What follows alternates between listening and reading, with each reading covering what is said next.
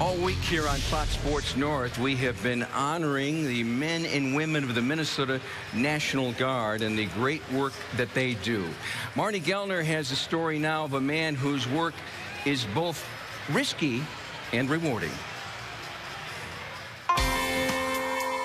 Staff Sergeant Andrew Walker is schooled in the world of explosives, literally. He graduated from Explosive Ordnance Disposal School in 2008. It's definitely very difficult. You go in and they're basically trying to teach you all the basics. So you'll go in and they'll just fire hose you with all this information, and then the next day they'll expect you to go and perform it. As part of the Minnesota Air National Guard, Andrew has worked on everything from conventional ordnances like a missile from an airplane to high-tech chemical or nuclear explosives. In 2012, he deployed to Afghanistan for 6 months and worked on 90 combat missions. During that time, Sergeant Walker successfully removed over 3,500 pounds of explosives.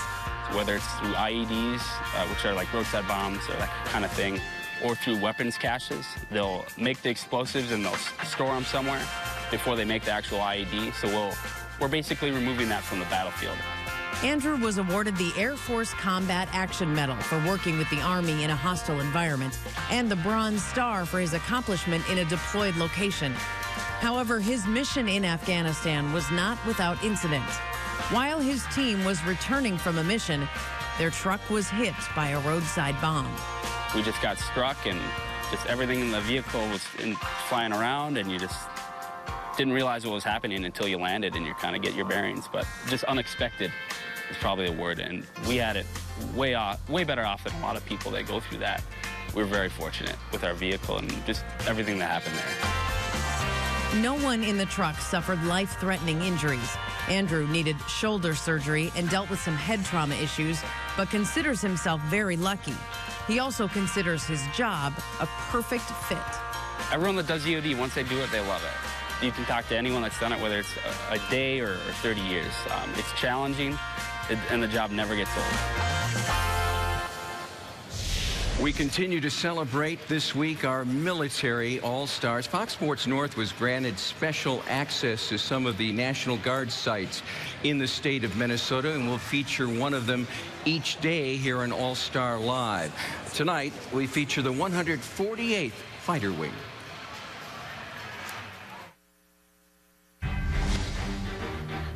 The 148th is a 1,000 airman wing.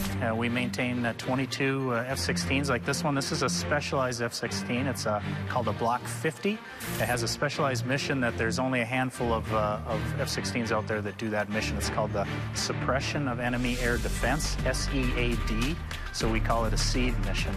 So our airmen are specialized in multiple facets. Some are maintenance, some are support. Sway braces and lock nuts tight. Yes. Umbilical harness to launcher connected. Yes. The weapons load crews load in 3-man teams, the 1-man, 2-man, and 3-man. The 1-man is the person in charge of the crew. He holds the checklist. He's running the show. The 2-man, he's responsible for doing the checkout of the launchers, making sure that they're ready to load. And the 3-man, he's the person that will check the munitions and drive the bomb lift truck. All of their missions are designed to support primarily the F-16 and the SEAD mission that the 148's assigned. We train to do the Wild Weasel SEAD mission. They call it first in, first out. So we're the first airplanes that go into a battle space and sanitize that and protect the follow-on airplanes so that they can go in there and not get shot at by missile sites on the ground or AAA on the ground. One of the benefits we have here in Minnesota, specifically to Duluth, is our support from our civic leaders, our business leaders, our community. Not always do fighter airplanes that make a lot of noise receive such a strong standing of support like we receive here. And the civic leaders, the business leaders, our political leaders, both in the state and nationally, we're very fortunate to have that support, and I think all the airmen here realize that. And we are honored to have Colonel Frank Stokes, the commander of the 1,000 Airmen of the 148th Fighter Wing in Duluth, with us here live on All-Star Live. And Colonel, first of all, welcome. Thanks, Tom. Appreciate you having us on this special coverage. Tell us a little bit about the suppression of enemy air defense, the mission that you have been obviously a large part of. Well, as mentioned in the video clip there, we call it SEAD. It's a SEAD mission, and our airplanes and our pilots are specially trained and designed to suppress or attack enemy air-to-surface missiles or anti-aircraft artillery that would prevent airplanes, other airplanes, from doing their job. So our job is to be the protector, if you will, of those other airplanes.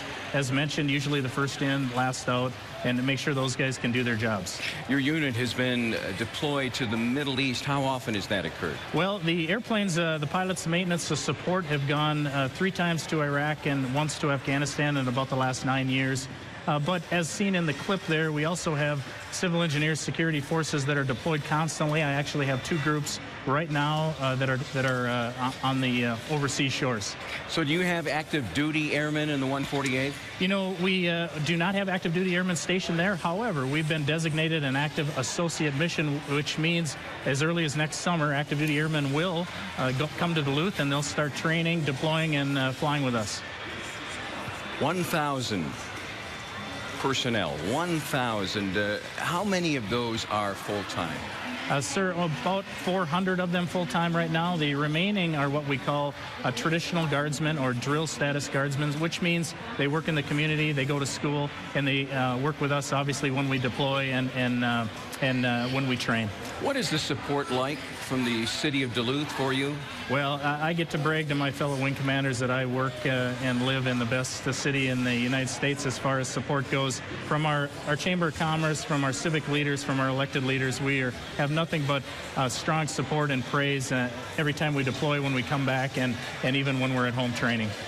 I know you don't like to brag, but I understand there have been some national awards for the 148. You know, we have been fortunate to be recognized nationally. We've received 8 Air Force Outstanding Unit Awards in the last several years. Of particular emphasis was 2009. We received an award called the Raytheon Trophy, and it's presented to the best air superiority squadron in the entire United States Air Force. We're very proud of that trophy. It's like the Stanley Cup.